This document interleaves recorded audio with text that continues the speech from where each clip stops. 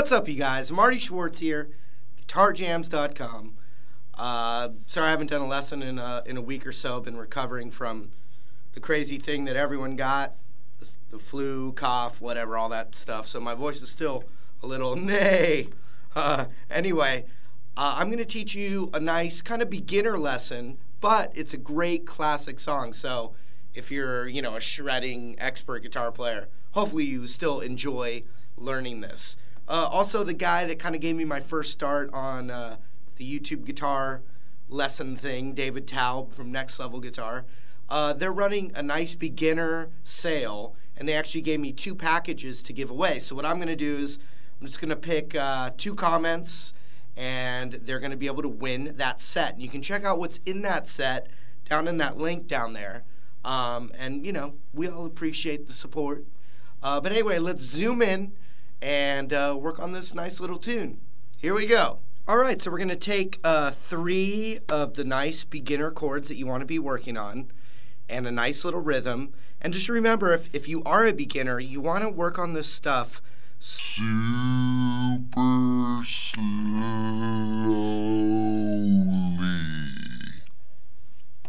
Anyway, that was for you guys. So we're going to take an E major chord, which is 2nd fret on the A string, 2nd fret on the D string. So it's middle finger, ring finger, index finger on the 1st fret of the G, and you strum the whole chord. The next chord is a D chord, the classic chord, the first chord I ever learned, and the only chord I ever learned for about 3 or 4 years. Some of you may relate to that. So it's the 2nd fret on the G with our index finger, and the 2nd fret on the high E with our middle finger, and then in between, ring finger on the 3rd fret of the B. Like that. And then the 3rd chord is A major, and it's 2nd fret on the D, 2nd fret on the G, 2nd fret on the B. And so when you play the E chord, you can strum the whole guitar. When you play the D chord, you want to definitely avoid this top string here. I actually tend to mute it with my thumb, but don't worry about that. The best sound would probably be just from this D string down. But if the A string gets in there, that's okay too. And then the A chord, kind of want to try and not get that low E in there, but if you're really beginner, don't worry about that stuff right now. Want to worry more about getting these shapes correct. Now here's a few tips for the beginners out there to help you get these chords switching faster and memorizing the chords. Tip number 1 is taking the chord shape. This is a really good one for the muscle memory. You take a chord shape that you're working on, keep the shape of the chord like you can pretend you've sprayed liquid freeze on it, like that, right? So if you took your hand off, the shape would still stay, and then put it back on. So keep the shape, take your hand off, and then put it back on. Now if you're a beginner, your hand's not going to really stay frozen like in a perfect shape, but what it enables you to do is you take it off, you put it back on, and you kind of see what little spots you need to work on, and it helps that muscle memory memorize that chord probably twice as fast, if not faster. So tip number 1, keep the shape, take your hand off, keeping the shape, keep the shape, and put it back on. So like with the D chord, same thing, kind of lock that shape in there, make sure it sounds good, take your hand off trying to keep the shape, put it back on, and you got it. Same thing with A, keep the shape, put it back on. All right? Another thing, when it comes to switching chords, this is something that I've had a lot of success with students, is looking for like a target note. For instance, the D chord, which is in almost every beginner song. Instead of trying to memorize the whole thing at once, look for a locator point. It's going to help you when you're having to switch really fast, or faster than you can do. So with the D chord, I think of my index finger on the 2nd fret of the G string. I like to think of the finger that's highest up in this direction as my locator point, because what it does is it helps your hand already get into the right position to play the rest of the chord. A lot of guys, when they're beginning, like for instance, if you thought of this as your locator, my hand could be out here, it could be tilted up. There's all kinds of things. My hand could be in a weird shape, and then I'm going to have to adjust the shape to get the rest of the fingers. With this, with the index finger, it helps it lock it in right away. So for the A chord, I would think of index finger on the 2nd fret of the D right there, and then the rest go in. With the E chord, I would think of my middle finger on the 2nd fret of the A, and the rest lock in. So watch, so you've got the E chord would be that, the D chord would be index on the 2nd fret of the G, and then you'd scoot it up 1 string for the A chord. So look at that, E, D, A. Obviously, the end result that you want to get is to just be able to play them all at once.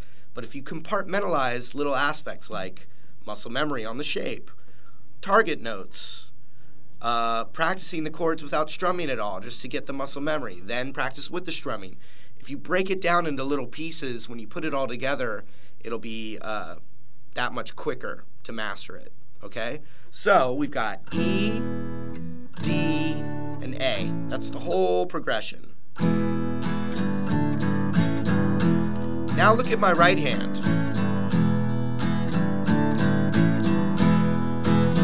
Look at that. It's just doing the same.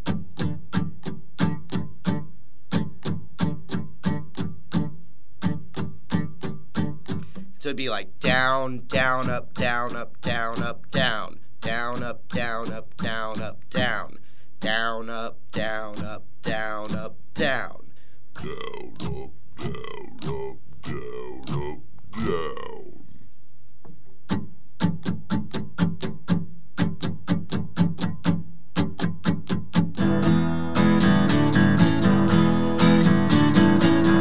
Now, one thing that's kind of interesting about the guitar, and also, by the way, you could play this on electric guitar as well, no problem. But the weird thing is, like, when you strum the kind of the middle set of strings open, it's kind of like a G chord. Hear how it sounds the same if I'm just strumming the middle strings of it? So there's kind of a cool little thing with this where we're kind of getting some airy open string strums in between the chords. So we're going to start with the E chord. I want you to do this really slow. Down, down, up.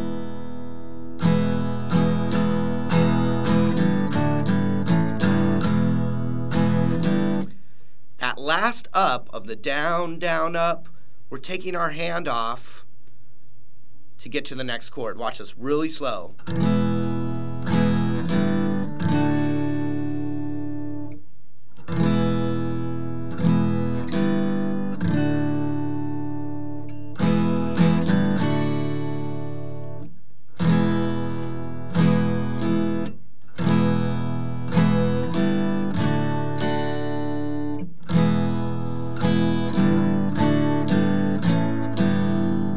So the ups are when our hand's coming off to get to the next chord. Gives us a little breathing room too, but you got to practice it really slow to master it. So I did a down on the D, and then on my up strum, my hand's off, getting ready for the A.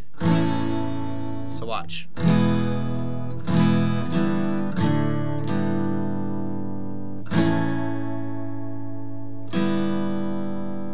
Up is open, back to the starting point.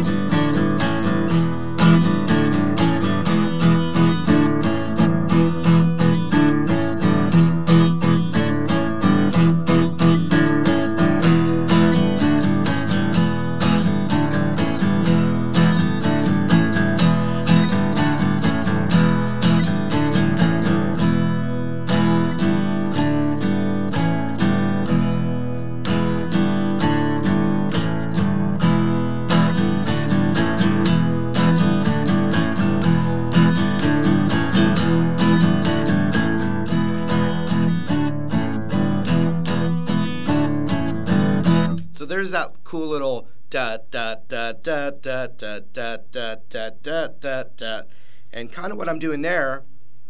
I'm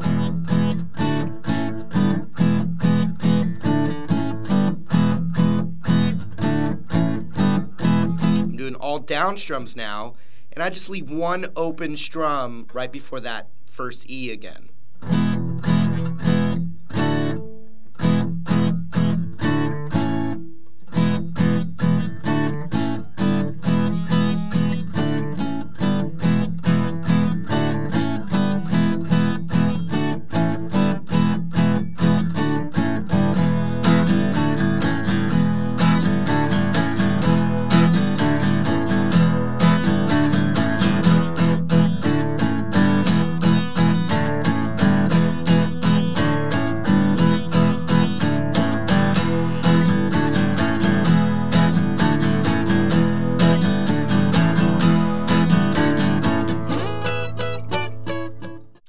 There it was. Hope you got something out of that.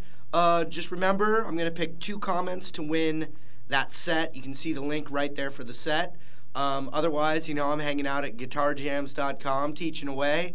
Thank you so much for the support, and we'll see you in another video lesson real soon. Take care.